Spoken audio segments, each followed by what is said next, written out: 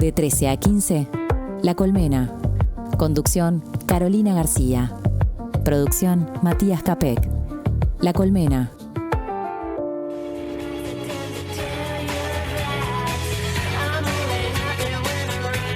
¿Qué tal? ¿Cómo están? Bienvenidos, bienvenidas a La Colmena. Pasan 8 minutos de las 13 horas y estamos escuchando una banda que nos está diciendo que solo es feliz cuando llueve. ¿Cómo te inspira esto? Son visiones, Caro. Son visiones. Cada uno, a mí, yo me inspiro cuando llueve, pero me inspiro cuando hay sol. O sea, no tengo como una... creo que son momentos de la vida. Si vos venís con una vida muy cargada, con mucha información, es difícil. Vivimos en un presente cargado de mucha información y a veces la inspiración queda de lado. Ahora tenemos la inteligencia artificial que también pesa. Entonces, bueno, es complejo. Yo, en este contexto gris que tenemos en la ciudad de Montevideo, me vine con colores de La Colmena, ¿viste? Me vine un poco de abeja, como para darle un poco un perfil distinto al programa. Sí, yo los vería más hacia el lado de Peñarol, pero no quiero ofenderte, porque además Nacional ayer le fue muy mal, entonces bueno. Sí, la verdad que... Hablemos de otra cosa. Tuve la oportunidad de, casi nunca me pasa, pero yo tuve la oportunidad de ver a Nacional completo, el partido bastante... Y bueno, y quedaste muy mal. Y lamentablemente quedé muy mal. Pero bueno. Sí, quedaste muy mal. Pero bueno, no hablemos de eso porque esto no se puede vincular con Peñarol. Esto es vinculado a La Colmena. Bien. Que quede claro, por las dudas. Vamos a ir por ese lado para no entrar en tensión y en contiendas. Estamos escuchando Only Happy When It Rains de la banda estadounidense Garbage, una sugerencia del equipo operador de La Colmena, de la Diaria Radio, de David, de Emilia, de Natalia, que están aquí acompañando en esta tarde, trabajando junto a nosotros, nosotras. Este es un famoso éxito de rock alternativo del año 95 y de alguna manera, nos llevaba a mirar estos días que están siendo muy grises y con mucha lluvia desde otra perspectiva, ¿no? Utilizar como la melancolía que nos trae estos días grises a nuestro favor. Sí, a nuestro favor. Hay una frase muy habitual que no me acuerdo bien cómo es, pero que va en el sentido de que cuando cambia el viento no hay que enojarse, sino que hay que ajustar las velas. Entonces, bueno, es un poco por ahí que hay que enfocar el día, ¿no? Sí, claro, así están ajustando las velas. Mira, pasan cosas además en la política y en la agenda, ¿no? del gobierno importantes. Están ajustando velas, por ejemplo, en la reunión que el ministro del Interior comenzó temprano, Carlos Negro, con una reunión de comando ampliado, ¿no? Por obviamente el tema de los homicidios en particular, el aumento de los homicidios, que desde una perspectiva un poquito más a largo plazo o mediano plazo, te diría, tampoco se ha generado un cambio tan cualitativo, ¿no? Hay un aumento de un 6,6%, pero en términos de una mirada con perspectiva, la tasa de homicidio sigue más o menos estable desde el año 2021 a la fecha, un 10,5, 10,7 cada 100.000 habitantes, o sea, el pico alto fue 2018 con una tasa de 12. Pero de todas maneras, obviamente esto genera sensibilidades y generó una reacción fuerte de la oposición, así que están ajustando a las velas en esa reunión. Sí, fíjate, Caro, que ese tema de las tendencias... Cada uno lo utiliza a su favor dependiendo del momento, porque el primer trimestre había sido favorable y el ministerio dijo, acá cambiamos la tendencia, ¿viste? Y algunos decían, no, ahí la oposición decía, no, es muy poco tiempo como para hablar de cambio de tendencia. Y ahora pasa lo contrario, hubo un segundo trimestre, la verdad que muy violento, uno de los más violentos de la última década, en lo que tiene que ver específicamente con homicidios, y se revierte un poco esa tendencia que se había iniciado. Entonces, es un problema complejo, multifactorial, y veremos qué sucede, pero viene siendo la piedra en el zapato de los últimos gobiernos, ¿no? Totalmente, ahí ajustaron velas o están ajustando y tomando tu metáfora, otro de los temas de este día gris también tiene que ver con lo que pasa en el ámbito del gobierno y su vínculo con el PIT-CNT en torno a las definiciones tras el diálogo social, ¿no? Y de alguna manera el PIT-CNT entiende que el gobierno está rompiendo un acuerdo, ¿no? Al no tomar en cuenta las recomendaciones que surgieron de este encuentro, ¿no? Que tienen que ver con la administración de los fondos personales del sistema previsional, ¿no? Y de alguna manera en términos del sistema y del rol de las AFAPs, todo quedaría como está prácticamente, ¿no? Hay algunos cambios que tal vez se vienen, pero no los cambios que de alguna forma se habían acordado, como la creación de este organismo público para administrar los ahorros personales, ¿no? Generando de alguna manera como un fideicomiso público, quitándole ese rol a las AFAP, ¿no? Entonces, bueno, ese es otro tema que deviene ahora en un anuncio de un paro general para el 11 de agosto y seguramente mucha tela para cortar por aquí. El ministro ya se reunió de Economía, Gabriel Ordóñez se reunió con la bancada parlamentaria oficialista esta mañana y los legisladores, o al menos uno de los voceros, que fue Carlos Varela, salió públicamente a apoyar, obviamente, la decisión del equipo económico, Mati. Sí, son temas que han generado en el último tiempo muchos entredichos. Lo cierto es que en un principio el PIT-CNT había quedado bastante alineado a esto que había salido del diálogo social, pero ahora este cambio, que puede parecer un cambio menor, pero que no era un cambio menor en el entendido de que había una modificación en la forma de este pilar de ahorro individual, genera estos entredichos. Veremos cómo el gobierno termina de clarificar esta situación. Han salido algunas voces a señalar que bueno, que en realidad no es tan importante este cambio, pero el PIT-CNT entiende que es central en esa visión que ya desde aquel plebiscito viene manteniendo la central sindical sobre esto.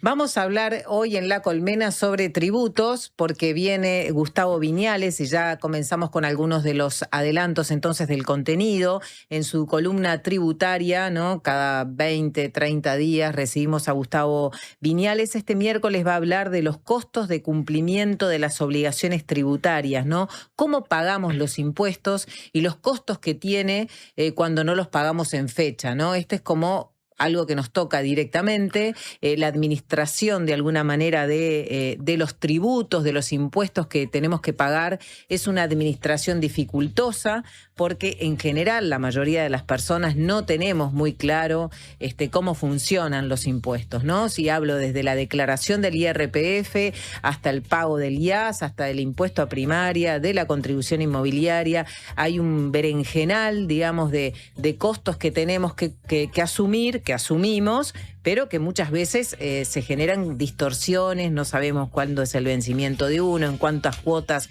hicimos tal otro.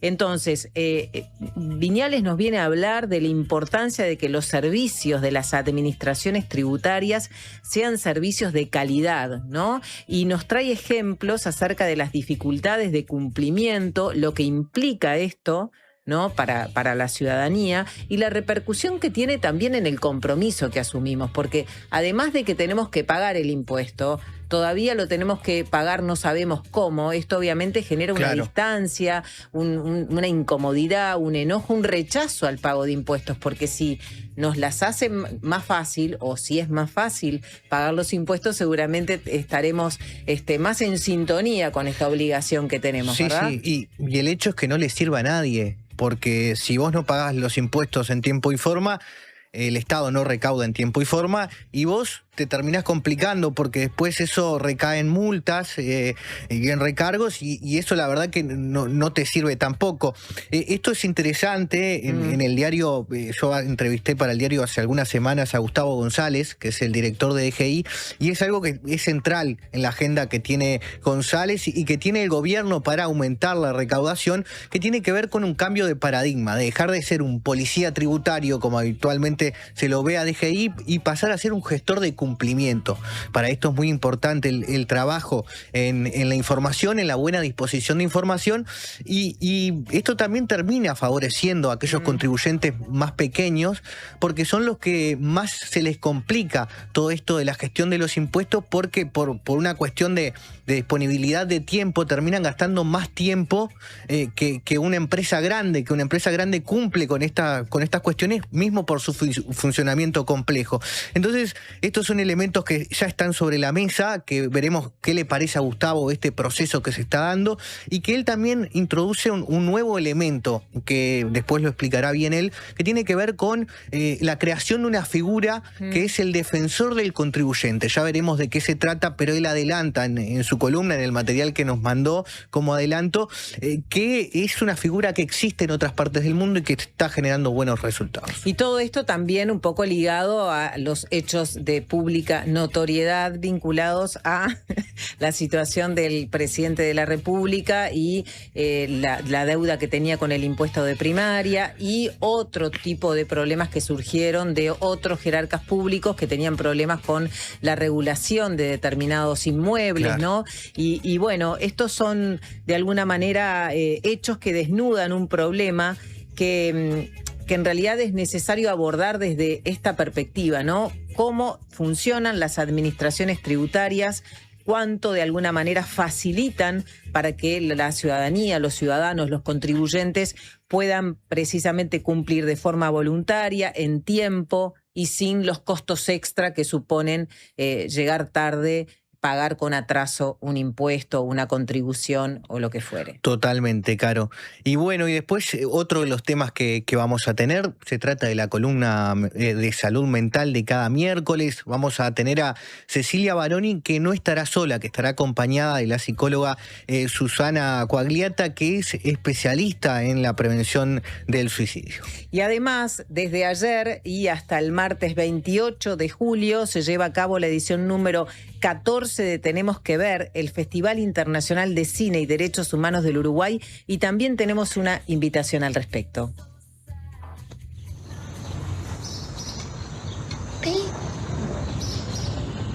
Sabia, acabou de cantar um Sabia. Maria, continua fazendo carinho no Procópio. Tá lindo, a Tatiana. Tchau. O que você está falando? Eu tô gravando a imagem de como a vida é e de como a gente, quando a gente sai, assim, busca. Estamos viendo el tráiler de la película Amora. Estábamos escuchando la vocecita de Pedro, que tiene 4 años, vive en una pequeña villa junto con su familia, llena de árboles, vecinos y juegos. Está situada en el corazón de la ciudad de San Pablo, pero será demolida para construir un edificio. A través de la mirada de este niño, su imaginación, este documental denominado Amora nos enfrenta al mundo de los adultos marcado por la especulación inmobiliaria, la destrucción de la memoria, y desde esta perspectiva, la película lo que hace es reflexionar sobre la infancia, la naturaleza y las transformaciones de la ciudad. Amora es una de las decenas de películas, de cortometrajes que van a poder ver en este Festival Internacional de Cine y Derechos Humanos del Uruguay, que ya se está proyectando en diversas salas de la capital, en la Sala Citarrosa, en la Sala Cinemateca y salas descentralizadas del resto del país. Vamos a recibir a integrantes del equipo organizador de este festival, que se plantea la necesidad de hacer frente a avances conservadores, que se hace preguntas acerca de dónde se construye o dónde está ese mundo posible, ese mundo necesario, ¿no? Que tenga en cuenta la diversidad de desigualdades, la diversidad de injusticias. Hay varias dimensiones de abordaje de este festival, como las luchas feministas, las nuevas formas de organización, memoria, democracia y migración. De hecho, el tráiler de este documental Amora forma parte de esta dimensión de la memoria, de la democracia, de la migración, para interpelar desde esta perspectiva el presente que vivimos. También hay otra dimensión de la defensa de la tierra, de los territorios, experiencias colectivas que combaten el individualismo, algunas de las dimensiones que podemos ver en lo que es la grilla de este festival, con películas obviamente también uruguayas, como el caso de Cuerpos en Tránsito, este documental que avanzamos la semana pasada, sí, sobre una experiencia de taller en la cárcel de mujeres, ¿no? Y donde de alguna manera podemos ver la historia de varias de estas mujeres privadas de libertad. Queda hecha la invitación para que vayan anotando, pueden entrar a la plataforma del festival para ir haciéndose la agenda para poder ver estas películas, pero sobre el final de la colmena vamos a recibir entonces a 2 de las integrantes del equipo del festival, a Francesca Casariego, de hecho que es la directora del festival, y a Laura Amaya, también integrante del equipo de programación de este festival. Pues lo decías, Caro, vamos a estar profundizando, pero estuve mirando ahí el contenido que hay, la verdad que es muy interesante. Estos días se prestan también para mirar buen cine, entonces que quédense hasta el final porque la verdad que hay una grilla, la verdad, muy, muy interesante. Hacemos la pausa entonces y ya comenzamos con nuestros contenidos de esta tarde. Están aquí en la vuelta Cecilia Baroni con una psicóloga especializada entonces en suicidios que nos va a acompañar este miércoles con Susana Quagliata. Enseguida venimos.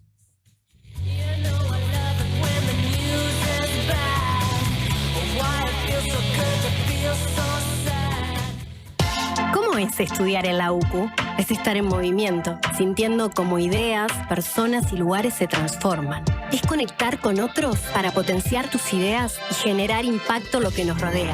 Es ser parte de la propuesta universitaria más innovadora y actualizada del país, que te impulsa a desarrollar tus talentos.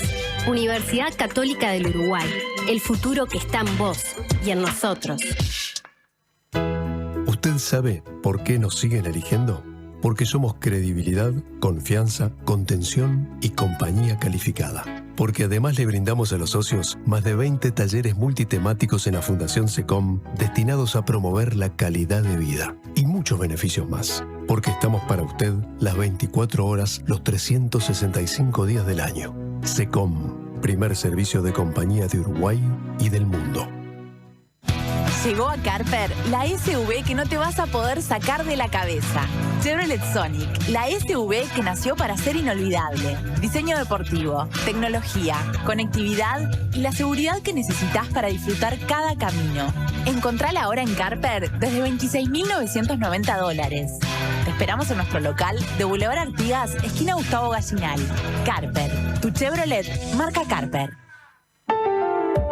Más voces, menos ruido. La Diaria Radio 97.9. El Instituto Nacional de Colonización abre llamado para el Polo de Desarrollo Lechero de Florida. Las postulaciones serán para unidades de producción familiar. Los predios contarán con 145 hectáreas promedio, vivienda y sala de ordeño. Este proyecto colonizador ofrece la oportunidad de integrarse a la gestión asociativa del campo de forraje y de la tecnología del riego. Inscripciones del 13 de julio al 14 de agosto en todas las oficinas del país. Requisitos y detalles de los llamados en colonización.com.uy. Instituto Nacional de Colonización. Tierra para vivir y trabajar en el campo. En Habitat resolvé todas tus gestiones. En nuestros más de 520 locales de todo el país. Y también desde nuestras aplicaciones. Más información en habitat.com.uy. Presenta Médica Uruguaya. La salud que avanza es uruguaya.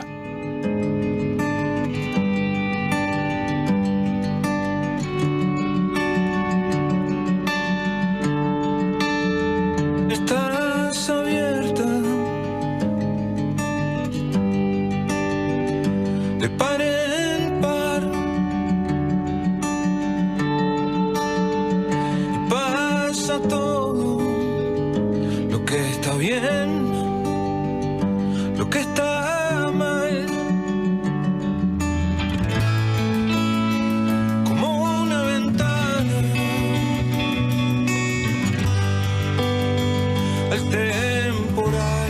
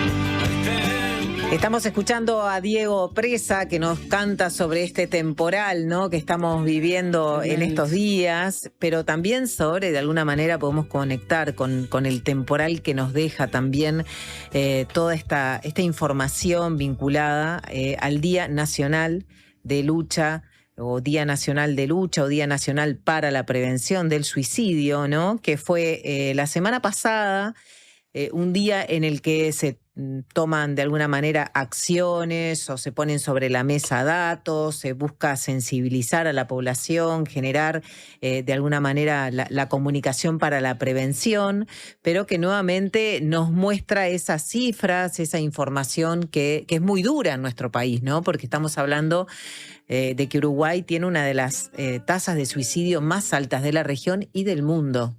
¿Cómo estás, Cecilia? Bienvenida. Bien, muy bien. Bien, a pesar de esas cifras, ¿no? Porque, sí, bueno, por suerte creo que nos conmueven todavía, aunque sea una herramienta que capaz que no nos dice de todo, pero nos dice mucho, ¿no? Y en esto que vos traías hoy de ser el país en la región con esta tasa, que aparte, bueno, algunos anuncios decían que bajó un poquito, pero era a mitad de este año, ¿no? Pero bueno, como que no cede. Y también son días entonces para también difundir las políticas, ¿no? ¿Qué se va a poder hacer en prevención?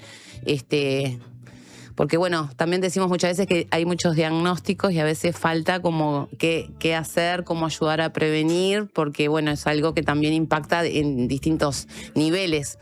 No solo a la persona que lo está viviendo, sino también a aquellos que son familiares, ¿no? Bueno, compañeros de trabajo, bueno, en general alguien que toma la decisión de quitarse la vida, bueno, capaz que se va sin saber todo el daño también que genera.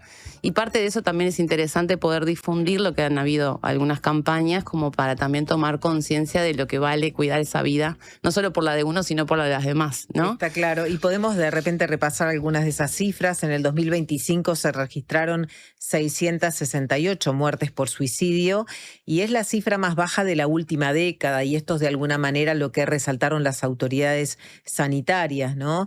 Pero los intentos de autoeliminación aumentaron y superaron los 6.100 casos. Y este es el otro foco, la otra mirada que podemos poner entonces, ¿no?, sobre estas personas que intentaron hacerlo. Sí, y pidieron ayuda, porque eso también me parece interesante, que a veces son los que queda registrado. Hay mucha gente que lo intenta y no pide ayuda o no da cuenta, entonces claro, es como muy, muy tremendo. Y también me parece interesante en estos datos que muchas veces, y en general ahora se está tratando de evitar, y también lo recomendamos, es no unir, digamos, estos episodios con algunos cuadros psicopatológicos o patologizar, digamos, estos sufrimientos que tienen que ver, así como venimos hablando, ¿no?, con muchas cosas, sí, y que también depende, porque creo que lo más impactante de la encuesta o de estos números es que los centran en una edad que es la adolescencia y la juventud, ¿verdad?, que también tiene como característica muchas veces esto de que la vida no tiene sentido, o para qué vamos a hacer determinadas cosas, o cuál es el futuro que nos espera, ¿no? Es como muy, muy característico de esa etapa y es difícil a veces acompañar también, porque los propios jóvenes y adolescentes, una de las cosas que a veces tienen es como alejarse de los adultos, ¿no? Claro, y de hecho tú decías esto, ¿no? Para afirmarlo también, para reafirmarlo con los números, las poblaciones de adultos mayores y jóvenes de 20 a 24 años presentan las mayores tasas, y también lo que se confirma año a año es que casi el 80% de los casos corresponde a hombres. Sí, que no piden ayuda. O que a veces es la solución que encuentran frente a tanta impotencia de la no respuesta, ¿no? Que viene por muchos lados. O sea, por eso también es interesante, que creo que es lo que deja a veces más perplejo a la gente, ¿no? O sea, ¿por qué tomó esa decisión? Hay veces que hay gente que digo gente en general, porque cuando uno trabaja también en estos temas, es interesante ver ese asombro, creo que a veces, porque bueno, hay autores que lo tratan también como son muertes violentas, ¿no? Y el asombro muchas veces del entorno tiene que ver con esto de, bueno, si era posible no me di cuenta, porque también al ser violento genera mucha culpa, ¿no? Y eso a veces es lo que también hay que acompañar. Por eso decíamos, hay como varias situaciones que una tiene que ver con la otra, obviamente, además se complejiza. Digo, porque me están viniendo como casos a la cabeza, ¿no? Que no es lo mismo capaz que a veces quitarse la vida si uno tiene hijos a cargo, ¿no? A quién deja a cargo de esos hijos, si es una persona que bueno, que está muy sola y toma esa decisión porque no hay nadie que la cuide, que la acompañe, ¿no? Entonces la propia gente a veces como que también habilita determinadas decisiones o no. Estoy pensando también en esto porque a veces nos ponemos como muy moralistas con el tema, obviamente además de alarmados, pero en otros países ya están legislándose lo que se llama suicidio asistido, por ejemplo, ¿no? Que en general también hay todo un trabajo de poder despistar, le llamamos nosotros, de algunos cuadros clínicos que es interesante también muchas veces difundir porque nos pueden llevar a esa idea de quitarnos la vida, que no vale la pena, la desesperanza, lo que alguna gente conoce como las depresiones como más graves, ¿no? Claro, hay... en los últimos tiempos ha crecido también mucho, ¿no? Y estamos en unos minutos recibiendo a la psicóloga Susana Quagliata. Hay también mucha información vinculada al tema de la posvención, que es algo que es relativamente nuevo en la conversación sobre el suicidio, ¿no? Hace poco, desde la Facultad de Ciencias Sociales, hubo un encuentro, ¿no? Con una especialista española en posvención y un poco vinculando con esto que decías tú, ¿no? Que muchas veces en la familia esto se vive con mucha culpa, ¿no? Cómo no vi las señales, cómo no lo escuché, qué podría haber hecho y no hice. Sí, totalmente, porque además tiene que ver con esa impotencia, ¿no? De llegar tarde. Ahora, antes de venir, que contaba en una reunión que tenía que íbamos a hablar del tema y que estaba bueno ponerlo en el tapete, porque a veces parece que es solo el mismo día o cuando pasan cosas, ¿no? Entonces está bueno a veces ponerlo en el tapete. Me decían, bueno, no sabes qué horrible, en el trabajo una gurisa que estaba sintiéndose mal y pide... y le habían dicho que tenía que estar porque ya había tenido algunos intentos cortándose, pide un elemento que obviamente también era cortante porque es una oficina y va a algún lugar privado del trabajo y hace un intento, ¿no? Entonces, claro, los compañeros decían, yo le di, ponele que fuera una... no sé, una trincheta, ¿no? Claro. Yo le di la trincheta, yo qué sé, porque me la pidió para hacer un trabajo y resulta que estaba tan mal que no me di cuenta y fue al baño. Entonces hay algo que esto que vos decís que es como esa culpa, ¿no? O ese remordimiento, porque a veces no nos gusta hablar mucho de culpa, que es bastante como religioso, pero como ese remordimiento, ¿no? De decir, bueno, podría haber hecho algo, y bueno, y no se hizo.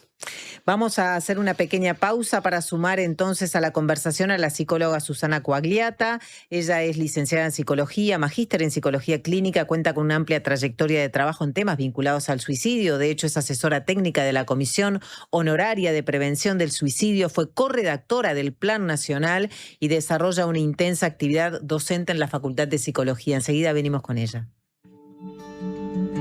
Pasa todo. Lo que está bien, lo que está mal, como una ventana al temporal. Presentó Médica Uruguaya. La salud que avanza es uruguaya. Puesta al aire, David Mattioli y Emilia Rovira. Asistencia de producción, Luciano Tonarelli.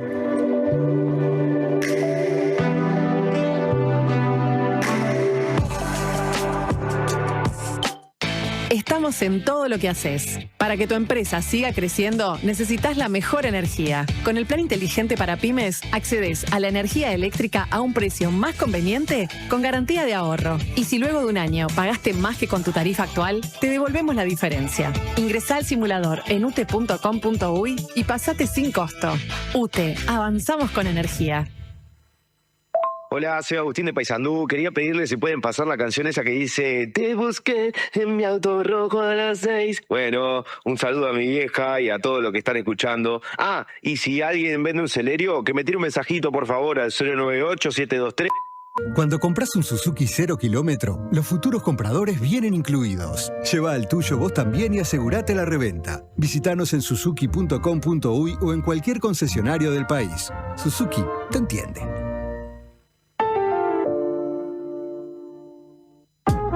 Primero está la tierra, el origen, la esencia, lo que es único y propio de una localidad remota en la inmensidad del mundo. Después, la tradición y la historia, lo que cuentan los que entienden de los ciclos y tiempos de la naturaleza. Al final está el cuidado y el respeto por todo ese recorrido. 6 Montes, cafés del mundo tostados en Uruguay. Te esperamos en nuestra tienda en Rivera 2208, esquina Polié, o en la web. Pasó el Mundial y te lo contamos por La Diaria Radio. Pita el árbitro del partido, se desploma el telón. España, campeona del mundo. Este sábado, desde las 15, hacemos un balance de lo que nos dejó la Copa del Mundo 2026. El triunfo de España, el segundo puesto de Argentina, la actuación de Uruguay, las decepciones, las sorpresas y mucho más. Con el equipo de Por Decir Algo, Deportes de La Diaria e invitados especiales. Este sábado, desde las 15, subí el volumen. La Diaria Radio en el Mundial. La Diaria Radio en el Mundial. Una presentación de Antel, DirecTV, Bro, Megal y UTE.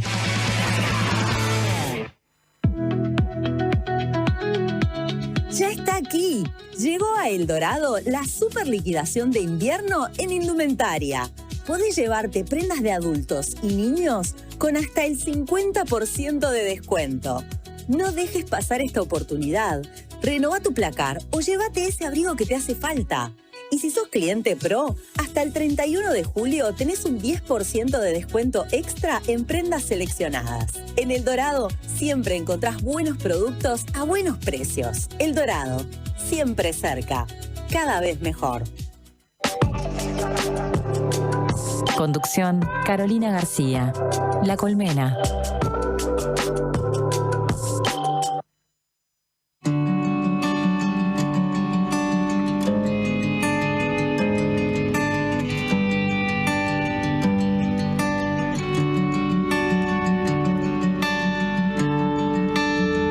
Estás abierta de par en par y pasa todo lo que está bien, lo que está mal, como una ventana al temporal. Ya seguimos, retomamos la columna de salud mental con Cecilia Baroni, como todos los miércoles, pero en este caso ya dándole la bienvenida a la psicóloga Susana Quagliata. ¿Cómo está, Susana? Bienvenida, muchas gracias por estar. ¿Qué tal? Muchas gracias por la invitación, buenas tardes a todos.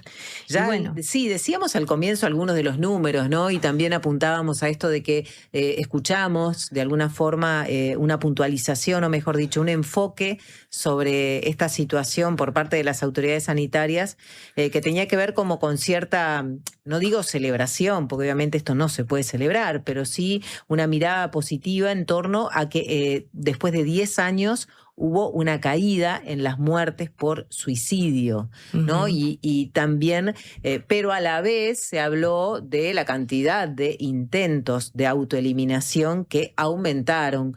¿Cómo estás viendo, Susana, la situación actual y cómo interpretás estos datos? Bueno, yo primero lo veo como con desaliento, digamos, más allá de los números, porque los números en frío no nos dan mucho más datos que lo que se registra a nivel de eso. ¿Por qué con desaliento? Porque comparado al año que hubo más suicidios después de la pandemia, en el 2022, los intentos de autoeliminación aumentaron. Por tanto, habría como un desfasaje en cuanto a la cantidad de suicidios con los intentos de autoeliminación registrados, porque son los registrados, ¿no? Por el sistema mutual público y que tienen una vigilancia epidemiológica. Entonces, por tanto, que haya 6.140 con relación a 5.904 en el año 2022 hace que las cifras sean un poco que no nos den el aliento como esperado. Eso de que bajó alrededor de un 10% la tasa de suicidios en Uruguay. Es la meta que se ha propuesto desde hace más de 10 años Uruguay y no lo ha logrado, y considero que en un año tampoco se logra con el estado de la salud mental que hay en Uruguay. Por tanto, más allá de que las cifras son las cifras, que haya tantos intentos de autoeliminación también es muy, muy llamativo. Entonces, por ahí hay que tomarlas un poco con pinzas. Uruguay tiene un buen registro, o sea, algo que nos identifica es un buen registro en cuanto a suicidios, pero eso a nivel regional. A nivel mundial tenemos un nivel de registro medio según la Organización Mundial de la Salud. Eso implica que la calidad, en lugar de ser óptima, no lo es tanto. Y esto se refiere a los criterios también a la hora de certificar o hacer un criterio de que una internación en puerta de emergencia es por un intento. O sea, ahí van a variar los criterios del triage también. Claro, porque esa es una pregunta. Los intentos de autoeliminación, que alrededor de 6.000, no indican que efectivamente esas 6.000 personas quisieron quitarse la vida. ¿Podemos hacer esa interpretación? Porque si no el número sería enorme. Bueno, ahí es donde aparece la amplitud de criterios. El tema es que los pacientes también van aprendiendo cómo irse rápido de las emergencias, y ante la pregunta de si se arrepintió o rectifica el intento de autoeliminación, como pasado ese momento de tanta saturación emocional, dicen que sí. Generalmente esto es evaluado por el psiquiatra o la psiquiatra, y en tanto se van. Entonces por ahí aparecen palabras como: no, yo solamente quería dormir, quería desaparecer un rato, me quería perder un poco.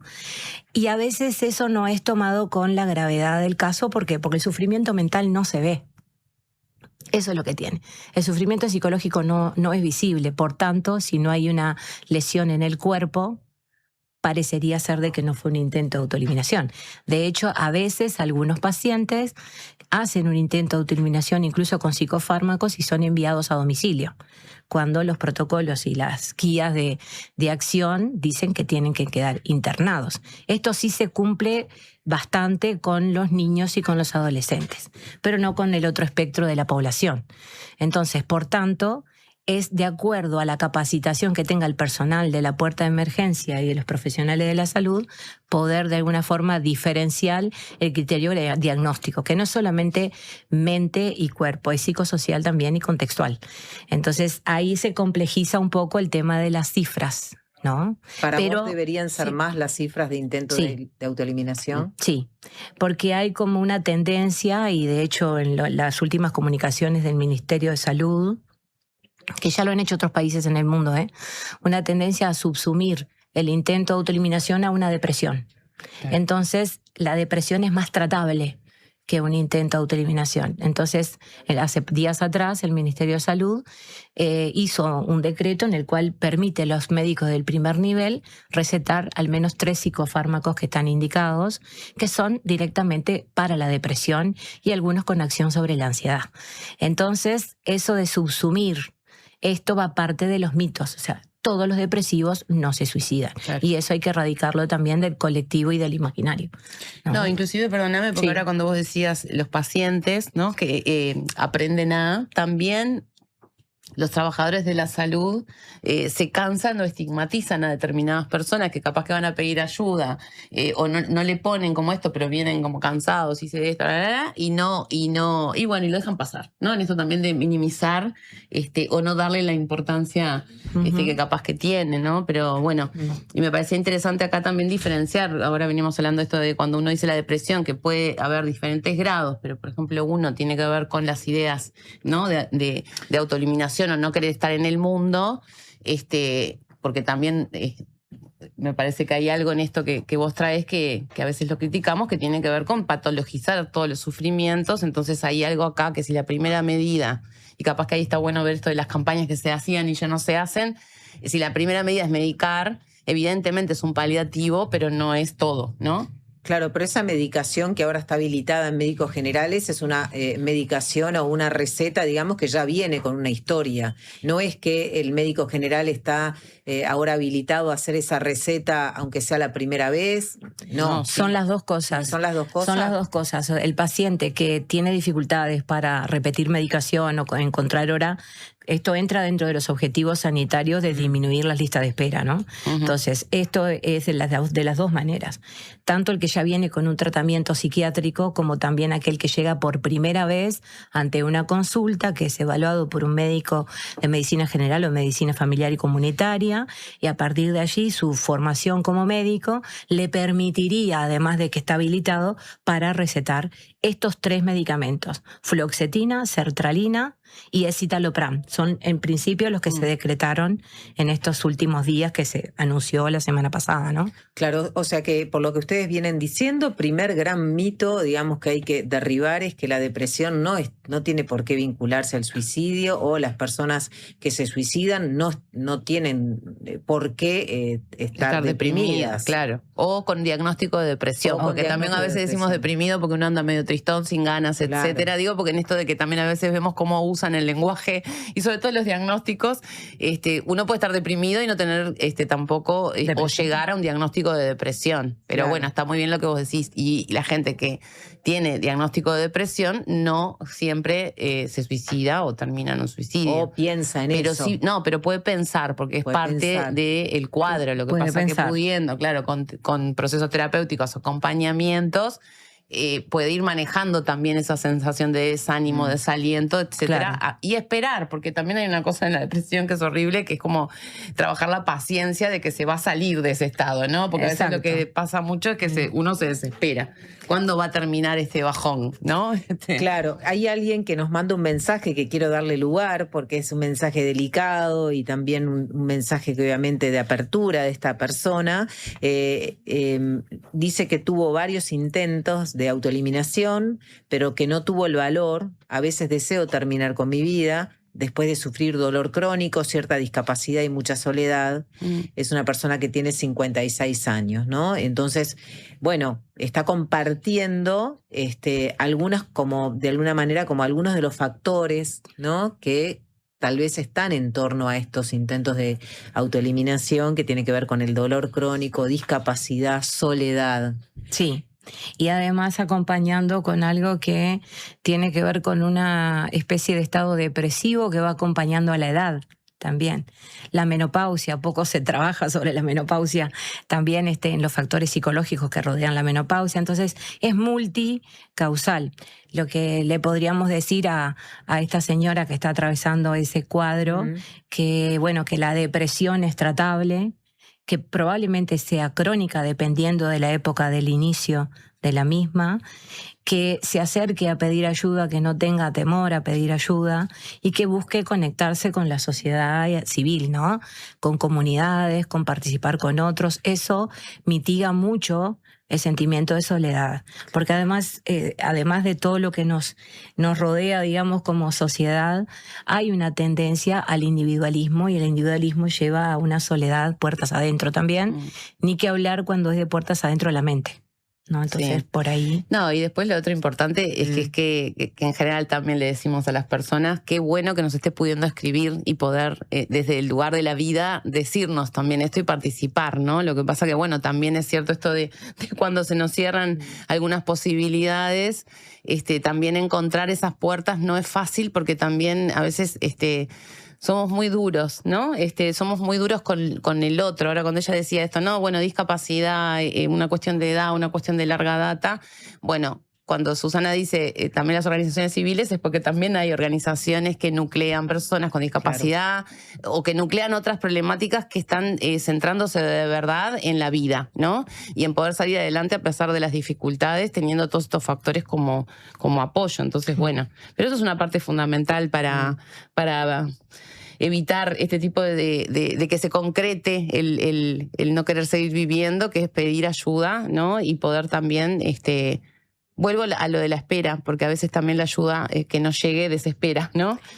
Claro, también esto es algo que tal vez no iremos por ese lado, pero es un objetivo que hace mucho tiempo que se está planteando, es derribar las barreras de acceso a la atención en salud mental que Uruguay, como en todos los países del mundo, sigue sosteniendo esas barreras. A ver, ¿cuáles son?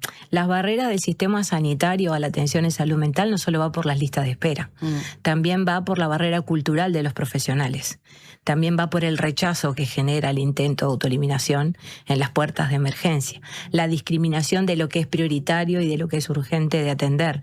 Entonces todo eso conlleva que la persona va a pedir ayuda y no se siente escuchada. Y en ese sentido hay muchas cosas que se pueden hacer que no solamente implica una atención que no pueda esperar la persona. La persona puede esperar, pero sintiendo que está siendo escuchada. Entonces por ahí viene toda la tecnología en otros países que apoyan un montón de cosas, que también estamos lejos. O sea, no es solamente eso, también sabemos que dentro de la salud mental está habiendo un corrimiento de los equipos de salud desde del sistema público al privado y del privado al particular. Y esto es un efecto también pospandémico, ¿sí? Principalmente con otra rama y otra disciplina de la salud mental, ¿sí? Que de alguna forma está haciendo difícil el acceso a la atención psiquiátrica también. ¿Cómo es ese corrimiento? El corrimiento tiene que ver que si bien han habido llamados, por ejemplo, para psiquiatras en ACE, han quedado desiertos, por ejemplo, los llamados. Quiere decir que no hay como una no sé si interés, no se podría decirlo de esa manera, pero que quede desierto un llamado para atención en psiquiatría, donde la demanda es tremenda y público, también habla mucho de eso. Y también pasa con otras cosas, que me permito hablarlo también. Sí, claro. Dentro de que estoy en el programa de salud mental del Hospital de Clínicas, estas cosas de que como que psiquiatría, si bien tiene psiquiatra de guardia que se lo llama, pero generalmente las guardias son de 8 a 20 horas. Después de las 20 horas, si sucede un evento, hay que llamarlo. Obviamente hay un psiquiatra de guardia y obviamente viene, ¿no? Pero esto no es homogéneo en todo el país, ¿no? Esto es en algunos. ¿Y qué pasa en otros lados? En otros lados a veces ni siquiera hay psiquiatra de atención regional. O sea, hay a veces un psiquiatra a nivel regional que atiende varias demandas de varios departamentos. Por ejemplo, La Valleja, 33, otro departamento, Rivera, o sea, como que está demasiado concentrado en Montevideo todo lo que es la atención con psiquiatras, y los psicólogos también estamos concentrados en Montevideo, hay que decirlo también. Otra pregunta que te quiero hacer, que me quedó sonando, la atención que reciben en esa puerta de emergencia las personas que intentaron autoeliminarse. No hay una prioridad en la atención porque, bueno, están vivas, ¿no? No hay una urgencia médica que atender, ese sería un poco el concepto. ¿Cuánta espera pueden tener? Depende cómo lleguen, claro. Depende cómo intento. Obvio, depende de cómo lleguen, pero teniendo en cuenta que llegaron y están a salvo. Digamos, no, claro, si llegan están en riesgo igual, porque llegas a una emergencia, ¿no? Bien, ¿y por qué esto de la espera entonces, para comprender un poco qué pasa en esa espera? Bueno, hay una falta de formación en los profesionales y no profesionales de la salud mental en las puertas de emergencia. No es que no sepan trabajar, quiero hacer esa discriminación. Sí. El tema es que ante tanta urgencia es esto, está sangrando, está herido, bueno, la urgencia es esa, el cuerpo, no atender lo físico. Con el tema de la salud mental es que no se ve, entonces al no verse ninguna herida, cuando por ejemplo un intento es o con psicofármacos o con autolesiones, que se considera por ejemplo un intento de autoeliminación, cuando está ocurriendo desde, no me voy a poner en detalles, sabemos que las autolesiones hoy son frecuentes en los adolescentes, pero tiene otra lectura, pero hay algunas autolesiones que son más graves. Esas entran dentro de los intentos de autoeliminación. Entonces hay que mirar el contexto y el método. Dependiendo del método utilizado va a ser la gravedad de ese intento. Bueno, a raíz de eso, el tema pasa a ser lo visible. La formación médica, y al igual que todas las profesiones, me parece, tendríamos que migrar, como hace tiempo se dice, sobre el paradigma de atención en salud mental preventivo. Entonces, esperamos por lo general que suceda algo antes de actuar, antes de evaluar el riesgo y actuar. Entonces, por Sí, ahí, e ¿no? inclusive, perdona, porque yo soy una fanática de que en las emergencias pasen cosas interesantes, como por ejemplo, ¿no? Generar espacios de acompañamiento y escucha que hagan que uno pueda llegar al profesional, que todavía no lo hemos logrado, o hay experiencias, ¿no? Pero entonces todas las emergencias tendrían que ser mucho más amigables, y sobre todo, claro, lo que pasa es que a veces es esto, poner palabras, ¿no? Estás esperando tal cosa o vamos a hacer tal cosa. O sea, en esto que decía Susana de tener una respuesta.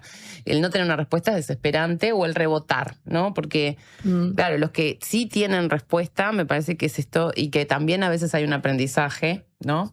Es el que llega con algunas otras señas, como decía Susana, y el que ya está medio desesperado, capaz que lo podemos atajar. El tema es esto, ¿no? El antes. Y me parece que el antes, el acompañar, el estar, el orientar bien.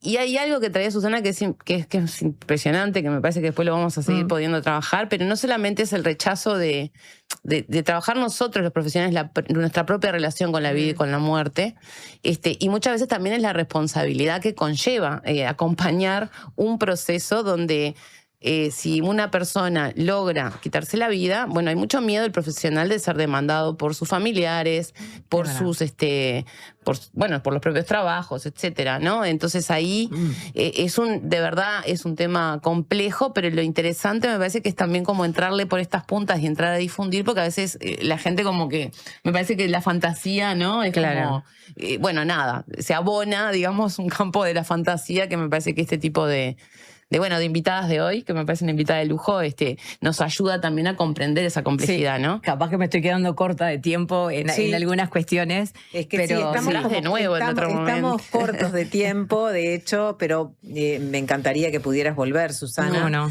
Como nos quedan algunos pocos minutos para cerrar, capaz que insistir, o mejor dicho, plantear algunas señales que podemos manejar, familiares, amigos, ¿no?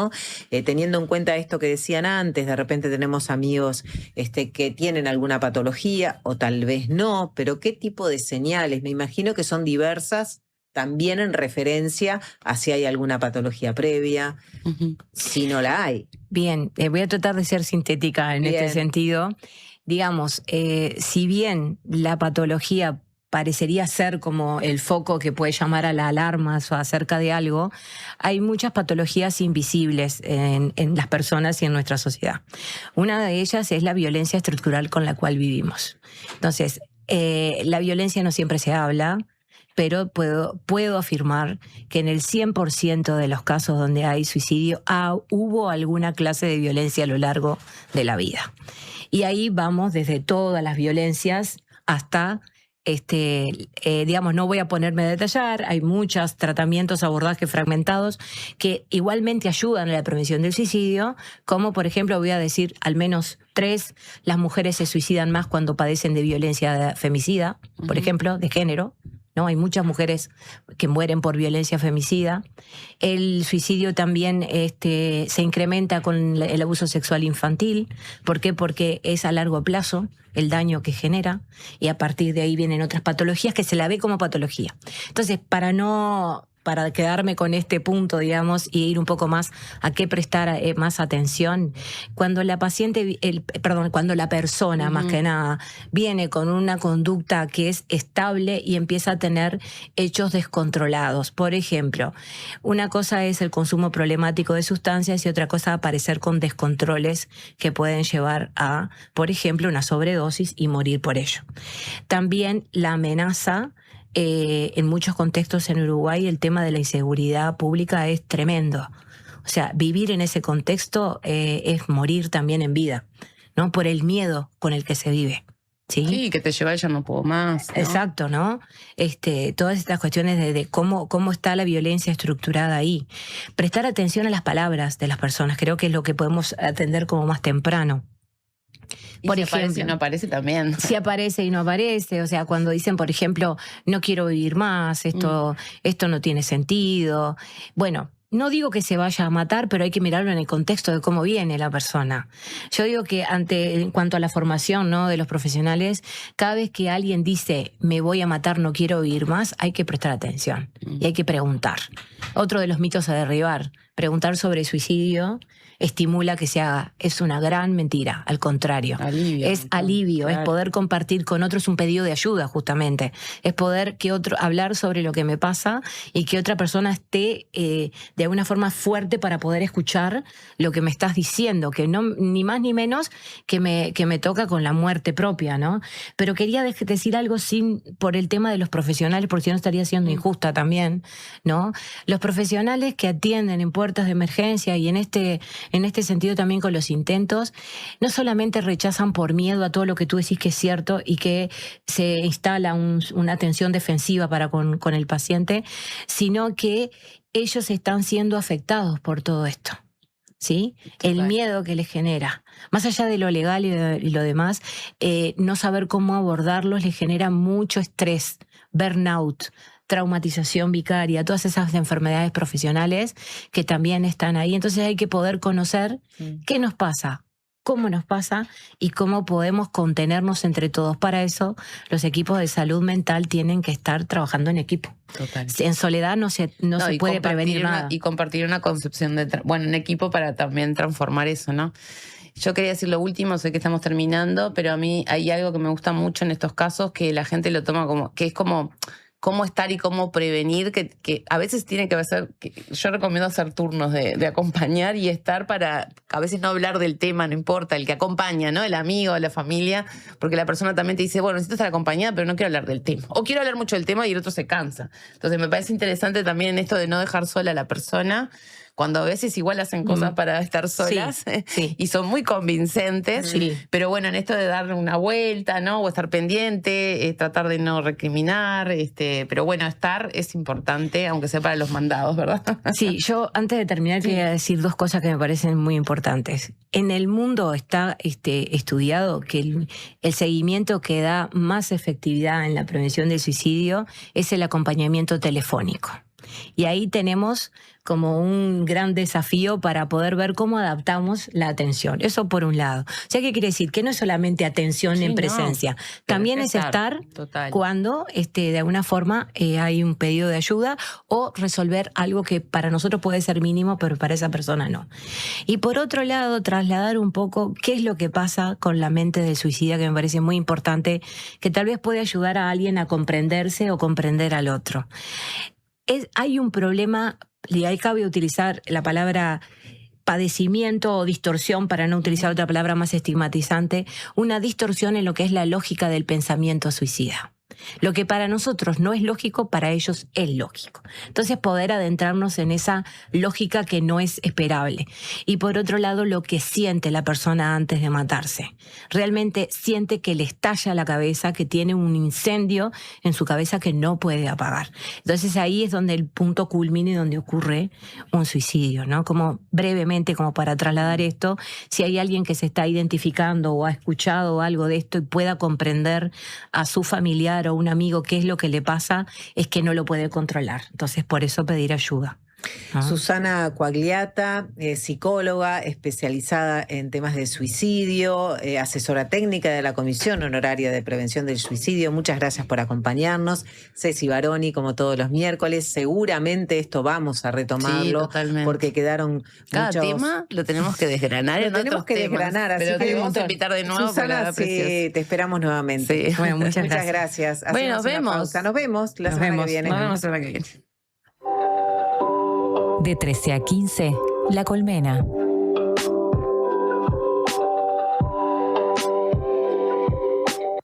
¿Cómo es estudiar en la UCU?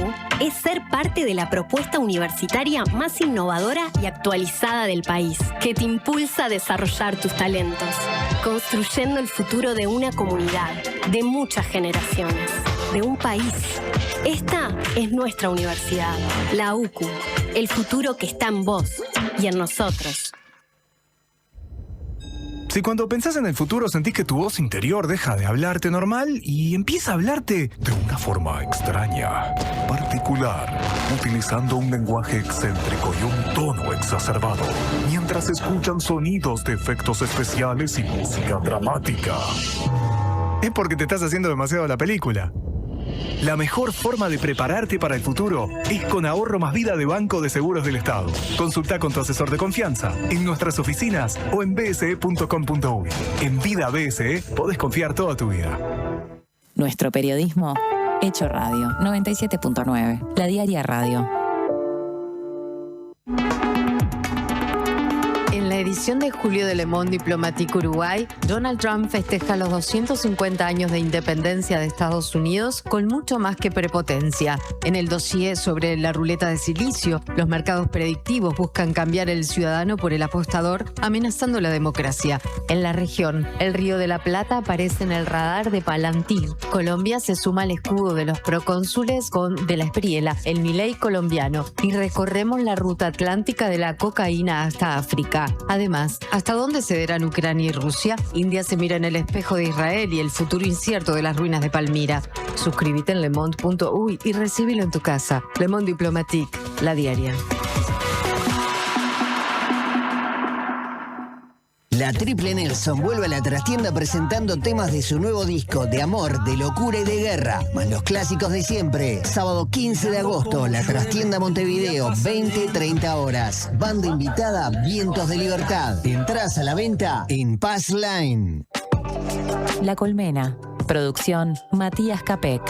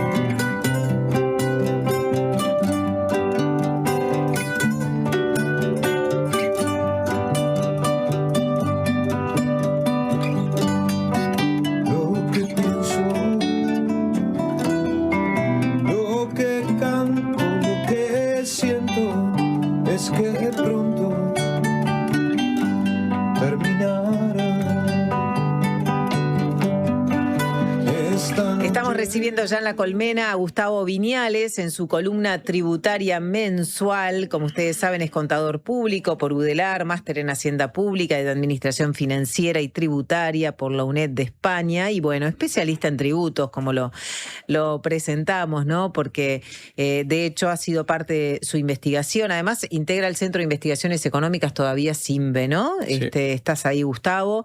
Y este miércoles la propuesta tiene que ver con las obligaciones tributarias, los costos de este cumplimiento y una propuesta que nos quedó ahí, ya la adelantamos para enganchar Perfecto. A la gente, que tiene que ver con la creación de un defensor del contribuyente, ¿no? Vamos a adentrarnos en este mundo de las administraciones tributarias y de los costos que tiene para la ciudadanía no saber qué estamos pagando, ni cuándo lo tenemos que pagar. Sí, ¿cómo estás? ¿Cómo estás, Gustavo? Bien, bueno, saludos a la audiencia. A ver, la columna pasada yo había hablado del vínculo necesario, del puente que debe existir entre el sistema tributario y los bienes y servicios públicos que presta el Estado, digamos, que recibe la ciudadanía. Digamos, esa función de contraprestación. Claro. Entonces, una de las principales, y tal vez porque finalmente hace a la aceptación social del sistema tributario. O sea, todo esto viene desde la creencia de que en nuestro país hoy se ha amputado casi la posibilidad de discutir seriamente el sistema tributario, ¿no? La política, digamos, hoy no se siente en condiciones de discutirlo, por diversos motivos políticos. Yo el otro día decía que había un vínculo con los bienes y servicios públicos que hacen a la aceptación social del sistema tributario. Pero en particular hay unos servicios que son los servicios, lo que se denomina servicio de información y asistencia, ¿sí? Es decir, informo y asisto para que los contribuyentes puedan cumplir en tiempo y forma que deben prestar las administraciones tributarias. Esto es un modelo, digamos, de los últimos años en las administraciones tributarias modernas, que tiene que ver con sistemas tributarios masivos, donde la cantidad de contribuyentes son muchísimos. En Uruguay, si uno piensa, antes de la reforma tributaria, Uruguay, básicamente las personas físicas no tenían impuestos que pagar, salvo los que se le hacían por vía de retención y no tenía que presentar una declaración jurada. Eso ha ido cambiando. Hoy tenemos en Uruguay entre contribuyentes y IRPF y IAS más de 600.000, 650.000 personas físicas que tienen que hacer su declaración, o sea, un acto declarativo. Pero además tenemos, yo voy a mirar porque siempre dudo de las cifras, si uno mira hoy los datos en el BPS, hay 320.000 empresas, ¿sí? Activas. Pero de esas 320.000, 240.000 son unipersonales, ¿sí? Y si uno hace la cuenta por personal empleado, el 99,5%, o sea, casi el 100%, el 99,5% de las empresas inscritas en el BPS son MIPYMES, es decir, micro, medianas y pequeñas empresas, ¿sí? Pequeñas y medianas empresas, con lo cual, para este conjunto relativamente importante, para lo que es un país como Uruguay, no prestar servicio de información y asistencia de calidad significa que para ese conjunto, ¿sí?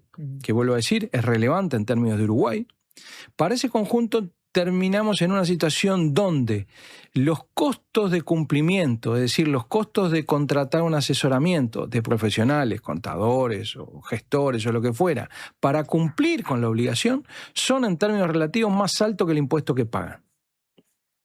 O sea, si nosotros no entendemos, y en términos políticos voy a decir, que es relevante para la aceptación social del sistema tributario que las personas que están obligadas a contribuir tengan servicio de información y asistencia de calidad para que no tengan que contratar aparte y en caso que además lo hagan mal tengan que pagar multas y recargos, ¿sí?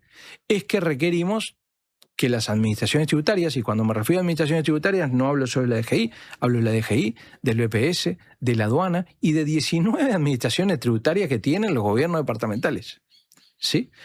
Entonces, si nosotros no entendemos que eso es parte importante del sistema tributario, nunca vamos a tener una aceptación social que permita un diálogo, un vínculo, un puente razonable entre lo que es el sistema tributario, ¿sí? Y lo que el Estado exige a los contribuyentes y que lo que el Estado da en términos de bienes y servicios. Porque si mi primer problema está en las posibilidades de cumplir, o si para cumplir yo necesito tener costos relativamente altos respecto de lo que voy a pagar, tenemos un problema. Y tú en este sentido entonces hablas de ver la lógica de estas administraciones tributarias, de esta DGI, BPS, aduana, 19 departamentos, más como centros de servicios y menos como policía fiscal. Sí, históricamente nuestro país no era ajeno a ese paradigma. Las administraciones tributarias funcionaban como una policía fiscal. Es decir, tú sos obligado, si cometes una infracción, yo soy el que te la voy a controlar y te voy a sancionar. Tenía la misma lógica que los sistemas policíacos. Ese mundo está absolutamente perimido. ¿Por qué? Porque dado los sistemas de gestión de riesgo y de contralor que hoy tienen las administraciones tributarias, entre otras cosas por la tecnología, ¿sí? La percepción de riesgo de los contribuyentes hace que bajo sistemas colaborativos, es decir, te doy servicio de información y asistencia de calidad, la preocupación de la mayoría de estos contribuyentes que yo mencioné, que son las MIPYMES, los autónomos, las personas físicas, los contribuyentes de IRPF, los jubilados, su vocación de pagar es extremadamente alta. Es decir, no hay vocación de evasión en esos contribuyentes en la mayoría de los casos. Puede que tengan desconformidad con el sistema, sí. Ahora, de ahí a decir estoy dispuesto a eludirlo, hay un trecho muy grande que no ocurre en general con esos contribuyentes. Con lo cual, esos contribuyentes, bajo sistemas de apoyo, de sistemas de información razonables, tienen vocación de estar al día. Después yo voy a poner algunos ejemplos para ver de lo que estoy hablando. Quiero decir otra cosa no menor, que refiere a Uruguay, pero también refiere a las administraciones tributarias. Me consta, porque estoy en este mundo, porque tengo amigos en las administraciones tributarias, porque he dado clases, vengo dando clases de este tema hace muchos años, que no necesariamente, incluso hoy Matías hablaba de que entrevistó al director de la DGI, seguramente esté muy de acuerdo con lo que yo digo, y no necesariamente la problemática que yo estoy planteando la pueden resolver las administraciones tributarias per se. Entre otras cosas porque este cambio de paradigma de destinar mayores recursos a los servicios de información y asistencia requiere de una decisión política de fortalecer a esas entidades. Así como Uruguay tiene, por ejemplo, y ahora después vamos a hablar del defensor del contribuyente, Uruguay tiene un defensor del consumidor, el cual hay vocación además de fortalecerlo. ¿Por qué? Porque la dirigencia política entiende que eso hay que fortalecerlo. Ahora, no vamos a fortalecer a las administraciones tributarias si la dirigencia política no tiene vocación de que eso hay que fortalecerlo. ¿Sí? O sea, no solo depende de las direcciones de turno. Por supuesto que pueden tener mayor o menor vocación de avanzar en este sentido, pero de alguna manera, si nosotros no somos capaces de que alguna de las problemáticas que yo voy a plantear sean algún día tapa de los diarios, no hay un director que tenga la capacidad de darse vuelta y decirle a la dirección política necesito fortalecer los sistemas de información y asistencia. Bueno, ¿y cuáles son esos problemas entonces centrales, ¿no? Que tienen que ver con esta percepción, esta complejidad, ¿no? Que tenemos los ciudadanos de pagar nuestros impuestos, que afectan el principal problema de dónde estamos, por eso decía de dónde viene Uruguay, de un país de que tenían relativamente pocos contribuyentes a que se multiplicaron por mucho los contribuyentes. Eso lo que ha generado, porque es parte de nuestra, digamos, de nuestro modelo, es que las administraciones tributarias siempre se comunicaron con asesores, con gestores, con contadores, con abogados. Claro. O sea, el modelo era yo me comunico con este grupo que representa a todos aquellos que son los contribuyentes. Sí, claro. Entonces no tengo capacidad de atenderlos a todos ellos y no los quiero atender.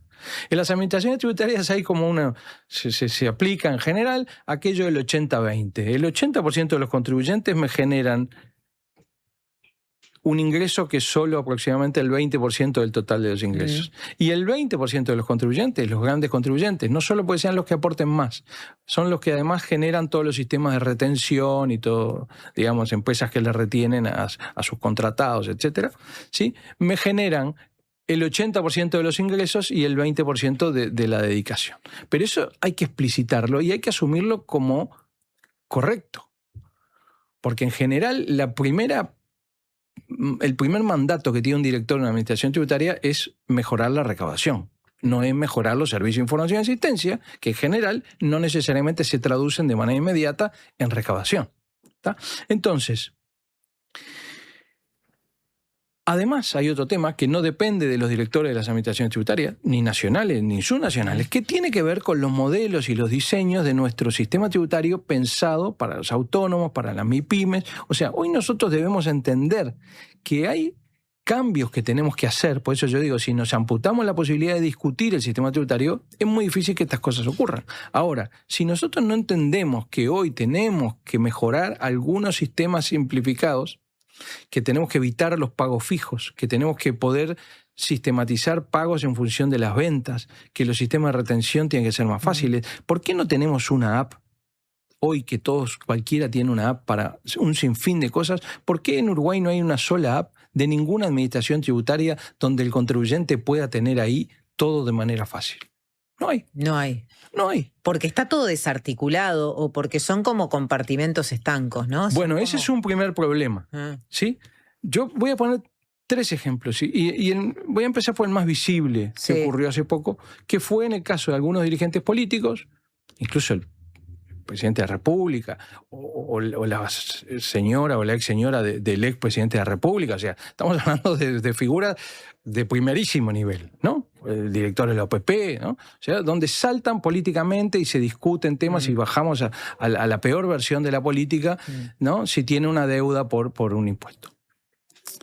Yo quiero que la gente entienda algo. Y este es el primer ejemplo que quiero poner.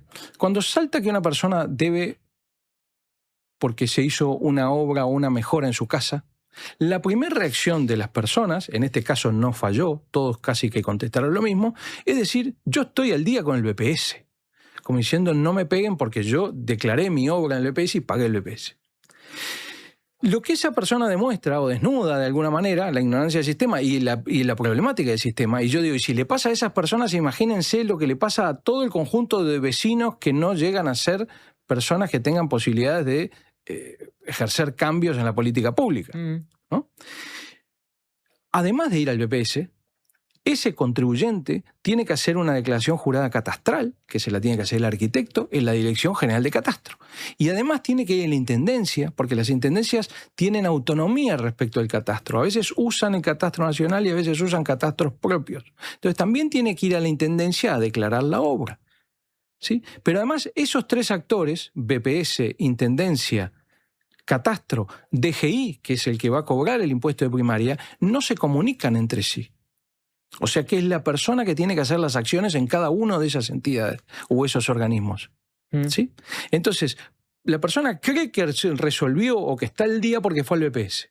Porque se le hizo el arquitecto, hizo la obra en blanco, que pasa a ser como el esfuerzo de tener que abrir una obra y decir voy a arreglar el parrillero y poner un galponcito en el fondo, pero tengo que ir al BPS, lo cual para esa persona le parece que hiciera un edificio de 50 pisos, en términos del costo burocrático, ¿no? ¿Sí? Pero no se resuelve en el BPS. ¿Por qué? Porque el catastro es el que que genera el monto imponible para primaria. Entonces, si no lo comunica en catastro, no le van a cobrar el impuesto de primaria, en caso que lo esté pagando, por el valor que corresponde, sino por un valor viejo. Y en la Intendencia le van a cobrar la contribución inmobiliaria por el catastro, usando el catastro nacional o el catastro departamental, y si no lo comunicó, tampoco le van a cobrar la contribución inmobiliaria debidamente. Así que tenemos que hacer comunicar a estas instituciones. Absolutamente. Voy a decir otro tema que es tremendo. En Uruguay, los inmuebles, la contribución inmobiliaria o también el impuesto de primaria, se llaman, que son impuestos que se generan sobre cedulares, digamos. Es por la cédula del inmueble. El contribuyente no es la persona, sino que es el inmueble. Si tú tenés un bien frente a la Intendencia o frente a primaria, el deudor no sos tú, es el bien. Una cosa increíble que viene de nuestra formación y del derecho romano. No voy a ir a la historia.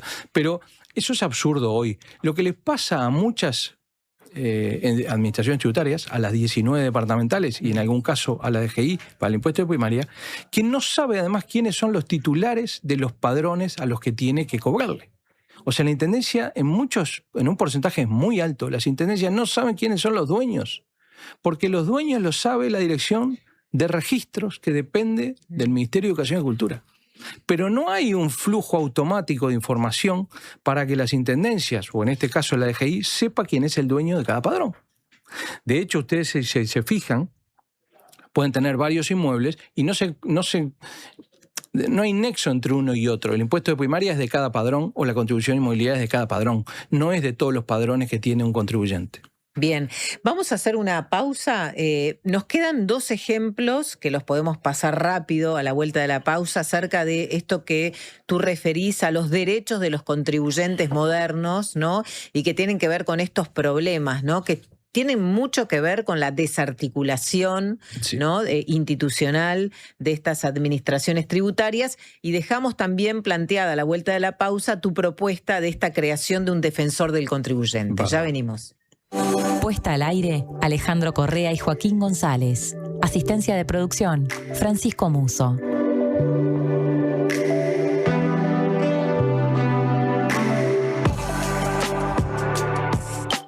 Prevení. Cuida tu corazón. Caminar al menos 30 minutos por día hace la diferencia. Prevení. Preasociate a la Española. 1920-1234 o en preasociate.com. Cobertura total de asistencia médica. Última oportunidad para ponerse al día con la contribución inmobiliaria en Canelones. Hasta el 30 de octubre, accedes a convenios sin multas ni recargos y hasta en 60 cuotas. Informate por el 1828 o a través de imcanelones.gov.uy. Nunca fue tan fácil ponerte al día. No pierdas esta última chance. Canelones, avanza con la gente. Homeopatía Olivencia. Idóneos en elaboración de fórmulas homeopáticas y florales. Logra el bienestar físico y emocional de forma natural. Olivencia te escucha. Comunicate al 099-471074 o visita nuestra web olivencia.com.uy.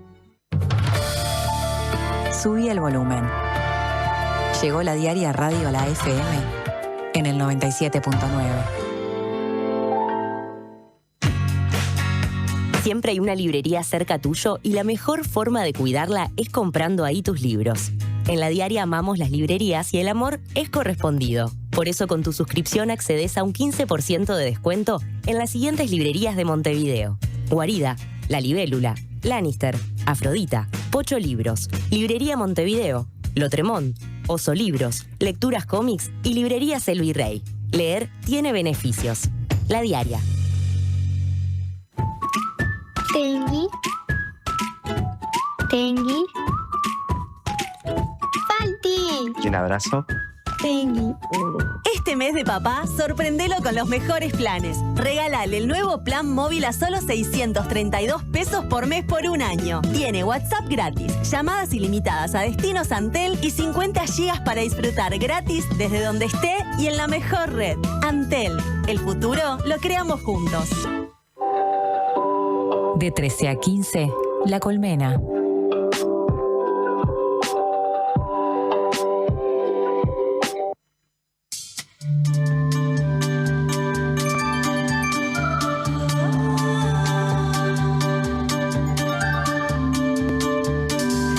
Estamos conversando en la columna tributaria sobre los costos de cumplimiento de las obligaciones tributarias, costos que tienen que ver con efectivamente un valor monetario, pero también los costos en torno a que las obligaciones tributarias para muchos son muy complejas y no es que no queramos pagar, es que no sabemos muchas veces cómo hacerlo y de qué se trata lo que nos están pidiendo. Miriam de Marindia nos escribe y nos dice que en el 2025 la DGI convocó una cantidad importante de personas que tenían jubilaciones por BPS y AFAP por incapacidad, pero que por desconocimiento no habían hecho la declaración jurada por el impuesto IAS. Ningún organismo te lo informa al momento de jubilarte. Y después sigue contando el periplo que pasó.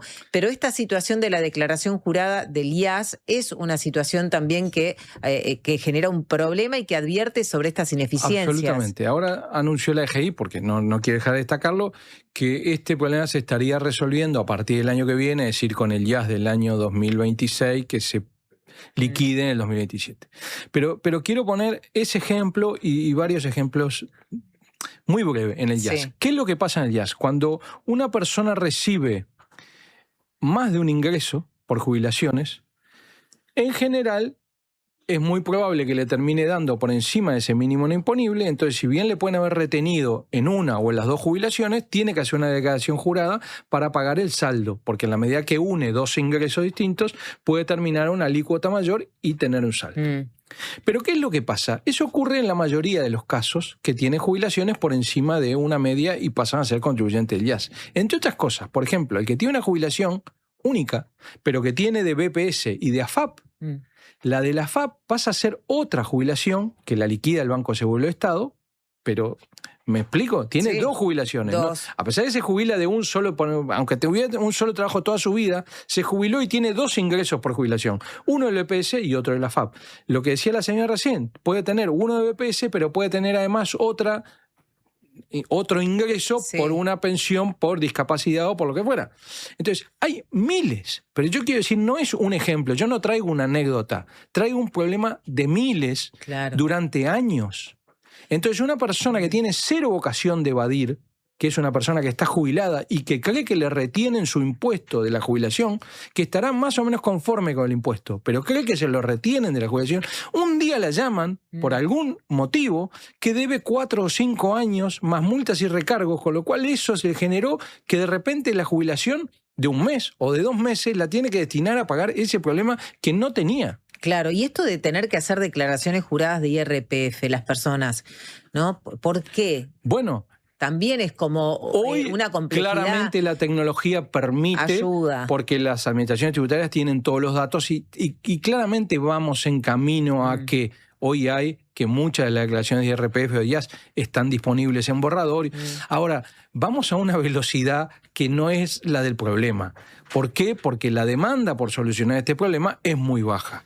Entonces, no es razonable que miles de jubilados en Uruguay, donde además las jubilaciones están concentradas en entidades que están hipercontroladas, BPS, AFAP, caja bancaria, caja profesional, o sea, no estamos hablando que me paga alguien desconocido para el Estado. Claro. Lleguen a esa situación. Voy a otra, con el IRPF. Las personas con multiingreso les pasa lo mismo.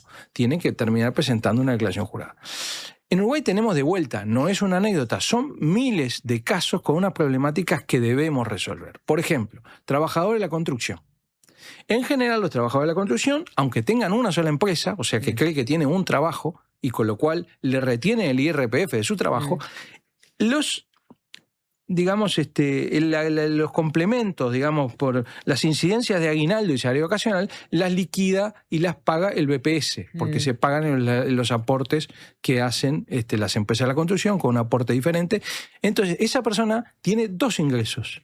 Un ingreso por su empresa que lo contrató y tiene los ingresos de aguinaldo y salario ocasional que se los paga el BPS. Entonces, esa persona automáticamente, que en general, queda debiendo IRPF y no se entera. Y un día la llaman de vuelta y debe tal vez un mes o más de un mes de su salario por deudas de IRPF que tuvo 0 voluntad de no pagar. Entonces, si a esto no le damos la dimensión del problema. Yo hace poco, y esto sí es una anécdota, pero ocurre en miles de casos. Recién lo hablaba con Matías y me decía que le pasa lo mismo. Terminé ayudando, ¿sí?, a un amigo de mi hijo que se había recibido y que tenía que hacer todas sus inscripciones. Caja profesional, DGI, BPS, contratar factura electrónica, liquidar. Y entonces me miraba y decía, pero es una locura esto, me decía. ¿Y por qué nadie me avisa? ¿Y por qué voy a pagar? ¿Y por qué no está el cálculo del IVA si tienen todos mis datos y yo hice facturación electrónica y saco los datos del IVA compras también del sistema de facturación electrónica? Uruguay, en el plan de las 63 medidas electorales del Frente Amplio, una de las medidas era un sistema de facturación electrónica gratis para las MIPYMES. Eso no ha ocurrido. Ahora en la ley de competitividad de vuelta se vuelve a manifestar la idea de eso. Uruguay tiene que resolver eso de una manera rápida, porque aunque la persona contrata la facturación electrónica con un privado, después tiene un crédito fiscal. Solo gestionar que le devuelvan ese crédito fiscal no es lo que el común de las personas puedan hacer, pero además nadie los asiste para que lo hagan la primera vez, que es lo que quise hacer yo con esta persona. Mira, te voy a explicar, para que lo puedas hacer tú, no me tenés que contratar a mí y yo no quiero ayudarte más, lo tenés que aprender a hacer tú. Ahora, eso no es sencillo y yo estoy hablando con un profesional en este caso. Claro, entonces, sí. Mucho menos para una MIPYME donde no tiene ni las capacidades ni el tiempo. Bien, tenemos que cerrar. Sí. Cris de las Piedras nos dice que el BPS tiene toda la información, hay bases de datos que las instituciones podrían compartir. Absolutamente. Bien, lo que tú planteás, para cerrar, Gustavo, tiene que ver con la creación de un defensor del contribuyente. Sí. Existe en la mayoría de los países de economías más avanzadas que las nuestras en el mundo. El defensor del contribuyente, en nuestro país existen todas las normativas para que los contribuyentes se puedan defender ante lo que entiendan una decisión abusiva del Estado, ¿sí? Pero inician un proceso. O sea, se discute con la DGI o con el EPS. Un proceso muy largo, costoso, que requiere abogados y que termina eventualmente en el Tribunal de lo Contencioso Administrativo. ¿Para quién está eso? Para las grandes empresas. Ninguna MIPYME ni ningún autónomo va a transitar ese proceso porque es absolutamente ineficiente y costoso. ¿Está claro? Ninguno de estos ejemplos que estamos hablando va a transitar por ahí. Entonces, el defensor del contribuyente podemos discutir otro día dónde se insertaría. Primero, requiere fondos. En la legislatura pasada hubo un intento que fracasó, yo creo que era muy mal diseño, no tenía ningún presupuesto asegurado y además estaba pensado para esto, para las grandes empresas y los abogados en las disputas con la administración tributaria. Acá estamos hablando de prestar servicios a los MIPYMES, a los autónomos y a la gente común. El defensor del contribuyente lo que debería hacer es, primero, de ser el resorte de las quejas de los contribuyentes. Hoy nosotros no tenemos ni un buzón de quejas. Y no es fácil que la gente se queje contra la administración tributaria, que es sustancialmente más poderosa. O sea, nadie tiene muchas ganas de ir públicamente a pelearse ni con la DGI, ni con el EPS, ni con la Intendencia. ¿Por qué? Porque dice, si algún día tengo un problema, las multas y recargo me van a hacer un dolor de cabeza. Entonces, no funciona. Tenemos que tener un actor que vele por el interés de esos contribuyentes. ¿Para qué? Entre otras cosas, para que sirva de caja de resonancia. Si nosotros vemos el defensor del vecino en Montevideo, en general, ¿de qué sirve? De que aglutina toda una serie de problemáticas y un día las pone en la tapa del diario. Si yo no vengo acá y digo, señores, hay miles de trabajadores de la construcción que tienen un problema que no deberían tener porque no tuvieron vocación de estar en falta, es que no se entera nadie. Entonces, el defensor del contribuyente hay que ver en qué órbita se pone, pero debería tener facultades para velar por estas problemáticas que estamos hablando.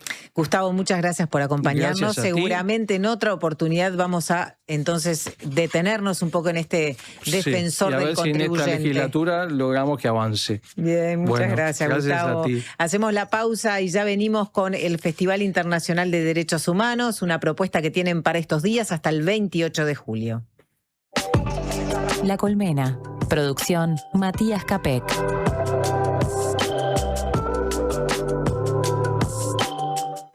Llegó el yogur. Rico, cremoso, con 11 gramos de proteína y probióticos. Probá el yogur. En sus dos versiones, natural y sin azúcar. El yogur griego más uruguayo es de Conaprole. Homeopatía Olivencia. Idóneos en elaboración de fórmulas homeopáticas y florales. Logra el bienestar físico y emocional de forma natural. Olivencia te escucha. Comunicate al 099-471074 o visita nuestra web olivencia.com.uy. Gales cumple 50 años. 50 años cambiando pesos, dólares, euros y todas las monedas del mundo. Pero el verdadero cambio fue cuando te vimos cambiar a vos. Te vimos crecer y decidimos crecer contigo, acompañando tus cambios, tus sueños, tus logros. Gales 50 años. El cambio te favorece. Una radio para escuchar todo el día. La Diaria Radio 97.9.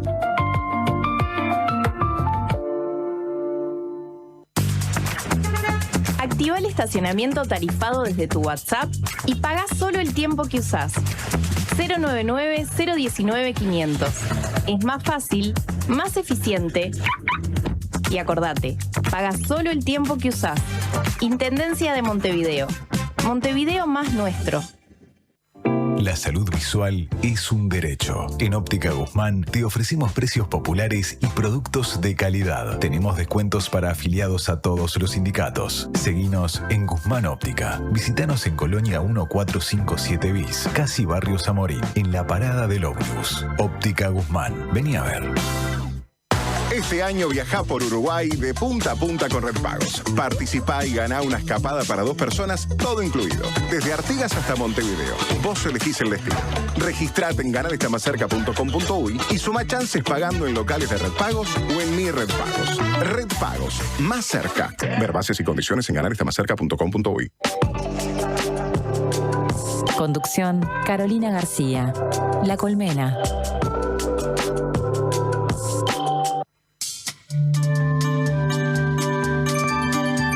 Presenta Asociación Española. Prevení. Preasociate.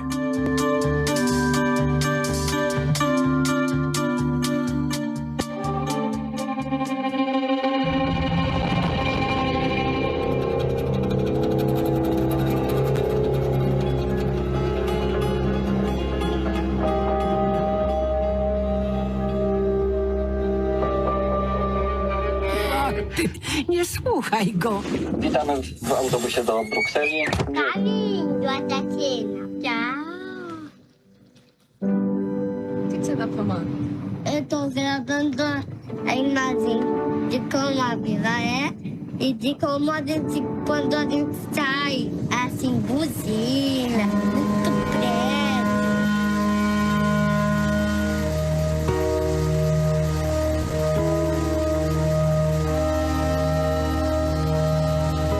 Decisión número 1.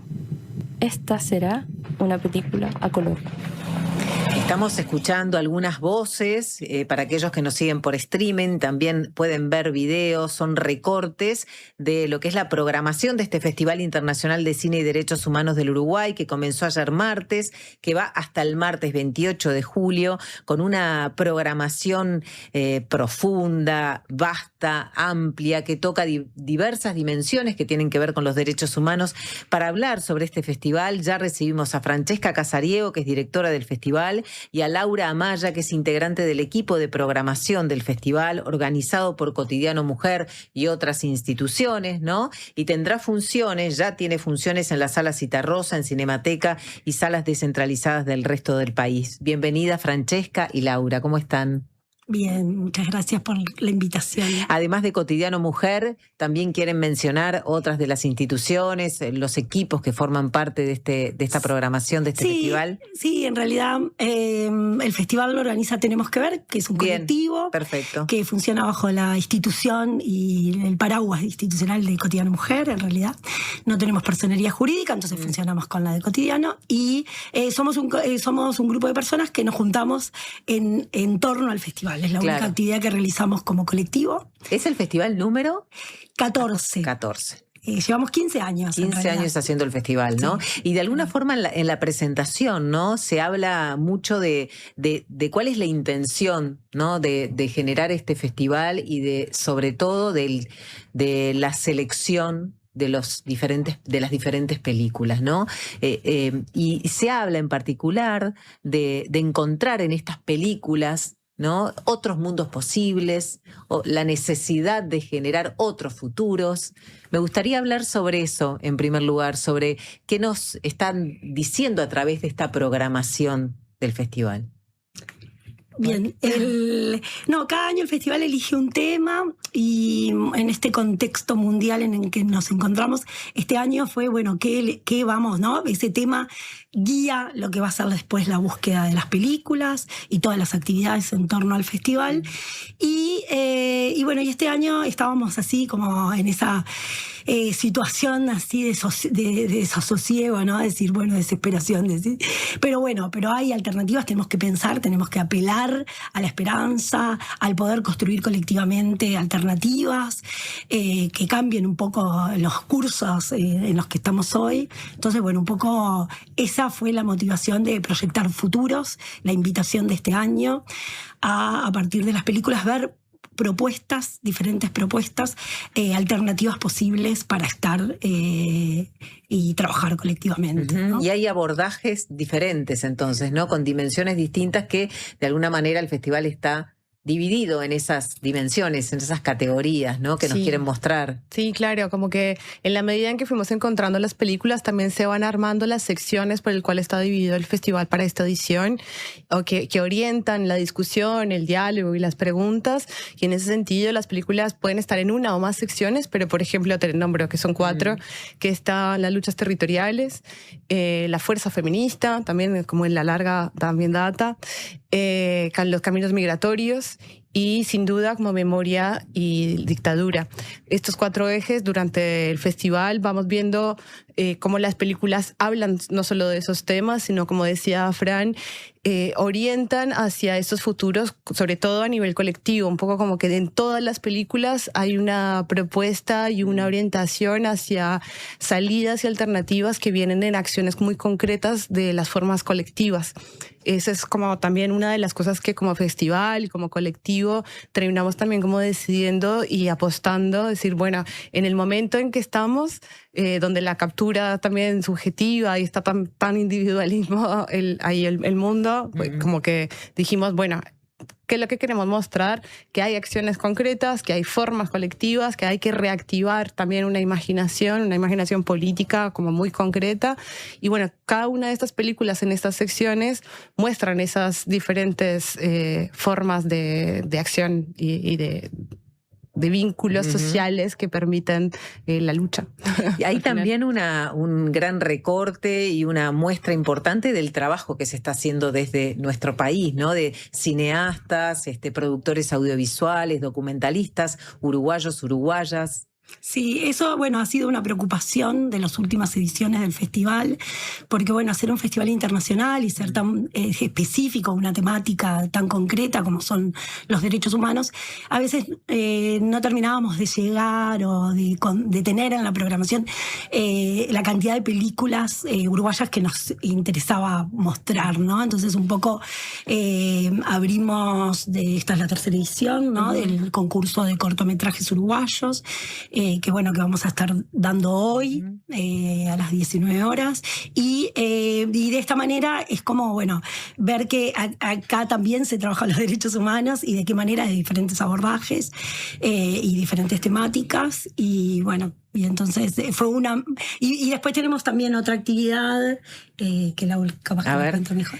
Bueno, de perspectiva, claro. Yo creo que ahí voy a sumar dos actividades, una que también te gusta mucho, que es Un Minuto, un Derecho, y Perspectivas en Construcción. Un Minuto, un Derecho además viene acompañando al festival hace mucho tiempo, que con esa generación que en un minuto generan un video por un derecho, que son niños, niñas, adolescentes y categoría de cine. Durante todos estos años ha habido, por un lado, construcción de público, pero también una construcción de realizadores con esta mirada y con esta perspectiva en derechos humanos.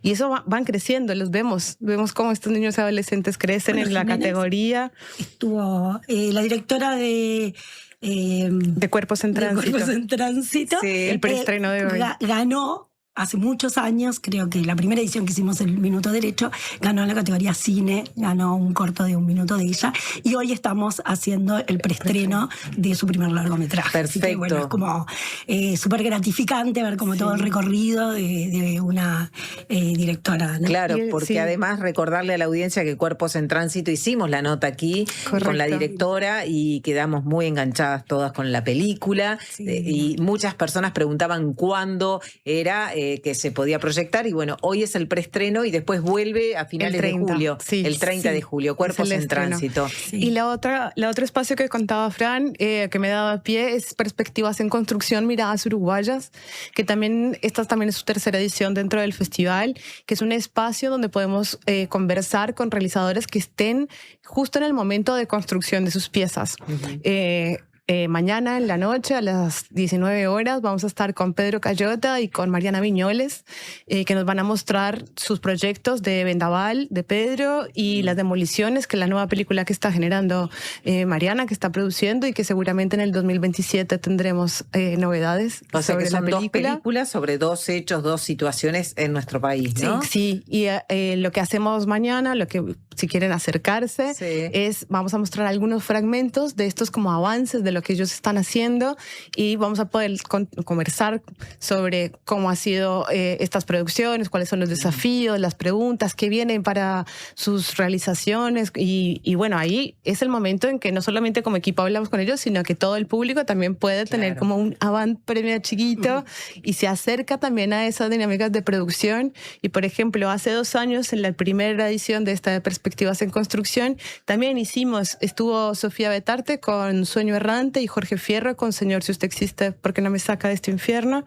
Y ambas películas el año pasado estrenaron y también estuvieron en el preestreno en el festival, y este año el lunes tenemos una función especial con Sofía Betarte y con el colectivo Días y Vueltas. Vamos a escuchar uno de los trailers que circulan, que ustedes pueden además ver en YouTube, que pueden también ver toda la programación en una plataforma digital donde están no solamente el calendario, digamos, la programación, sino también detalles de las películas, un avance de las películas. Hablamos de competencia de cortometrajes uruguayos, competencia de uruguayo de largometrajes, también internacional. Son varias las secciones, pero quiero compartir un minutito de los ciclos, ¿no? Está en la competencia uruguaya de cortometrajes un corto de Micaela Solé.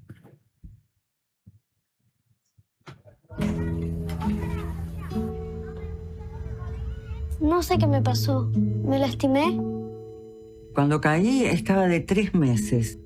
Todos los años que estuve presa, nunca me vino la menstruación. ¿A vos a qué edad se te fue, te acordás? A los 42. Ah, como a mí casi.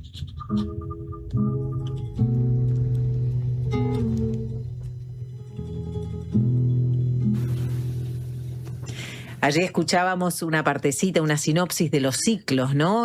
Trata sobre el caso de María, que nació en Montevideo en el 73, el mismo año que la dictadura cívico-militar, en la cárcel de prisioneras políticas, donde su mamá estaba presa, y habla de los ciclos de las mujeres. También escuchábamos, creo que está Miriam Gleijer allí también sí, como actriz, ¿no? Hablando de los ciclos de las mujeres, todas atravesadas de alguna manera, su abuela, su madre, su tía y su hija, quienes son las protagonistas de este corto, atravesadas por una historia común que es de ellas y es de todos, ¿no? Como para engancharlos con algunas de las temáticas que pueden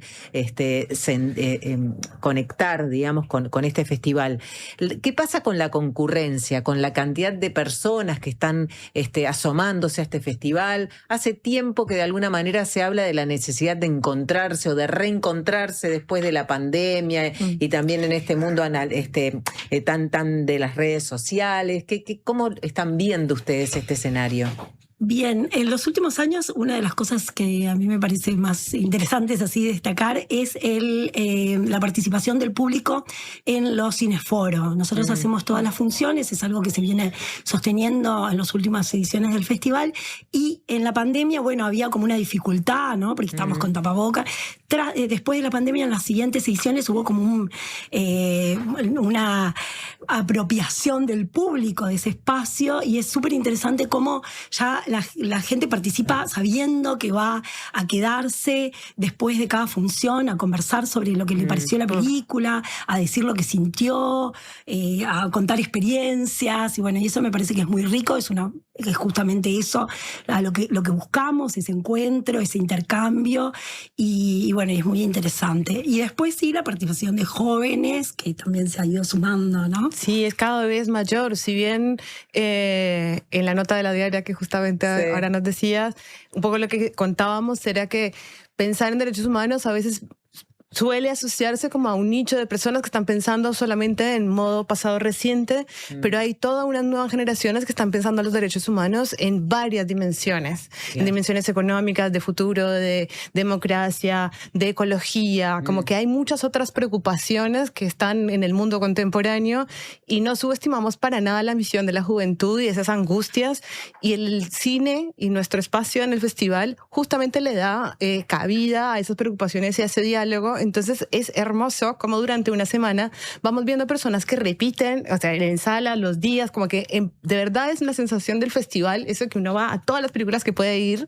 Entonces la conversación en estos cineforos, contaba Fran, va creciendo, y durante la semana, por la temática que tenemos, la discusión, las reflexiones van como aumentando y potenciándose, y ahora lo que tenemos es una intergeneracionalidad, gracias, muy interesante, porque nos permite varias perspectivas, y también el jurado. También el jurado, claro, que tenemos, bueno, hace muchos años que venimos con el jurado joven, pero en estas últimas ediciones se ha triplicado, cuatriplicado la cantidad de personas que se postulan para ser jurado joven. Desde el año pasado empezamos con el jurado mayor, que son un grupo de 5 personas mayores de 65 años, también súper entusiasmados. El año pasado fue la primera vez, fue como más difícil llegar pero este año ya se apuntó una cantidad de gente, y el jurado está súper feliz del espacio. Los veíamos, estaban ayer en la ceremonia de apertura, que bueno, es una ceremonia no competitiva, así que no tendrían por qué ir, claro, ¿no? Pero sí, muy felices, y bueno, ahí es algo súper lindo ver cómo también se se genera ese espacio de intercambio, ¿no? El jurado también después trabaja durante, es quien lo vive más de adentro, porque tiene que ir a todas las funciones en competencia, arman equipo, son 5 personas, tienen que resolver juntos a qué largometraje destacan, entonces es un trabajo bien interesante. Tenemos que cerrar, pero quiero decirles que por lo que vi en la grilla, en la programación, hay cortos, películas, documentales de muchas partes del mundo, ¿no? Nosotros hoy comenzábamos compartiendo parte de la sinopsis de lo que es un documental brasileño, que la voz de Pedro, de un niño de 4 años, va contando cómo está perdiendo el barrio por una inversión inmobiliaria. Está el caso de las jóvenes cubanas en un colegio de Cuba mirando su futuro. Está el caso, por ejemplo, de un documental que cuenta una historia muy trágica, muy terrible de Guatemala,